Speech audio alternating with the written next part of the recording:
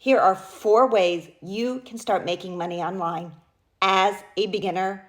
Number 3 is my favorite. Number 1, affiliate marketing. As an affiliate marketer, you have one job, and that job is to market a product.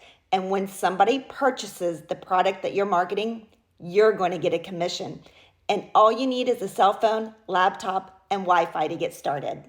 The second one, which isn't my favorite, it's creating your own ebook or guide that solves somebody's problem using Canva and ChatGPT, and then you add a price to it, and then you load it in a Stan Store, and then you start talking about that product and the problem it solves, and watch the sales come in.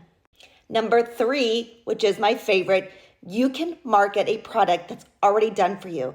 And this usually has a license behind it as PLR, MRR, or RR, meaning when you make a sale, you get 100% of the profit. And number 4, which may become my favorite, is you market for TikTok Shop as an affiliate marketer. So you've got to purchase the products. They're going to be delivered to your home. You can either do an unwrapping video, but you're going to kind of talk about the product, explain what the product does and what problem it solves. And then when people click on the link that will be located on that video, you earn a commission.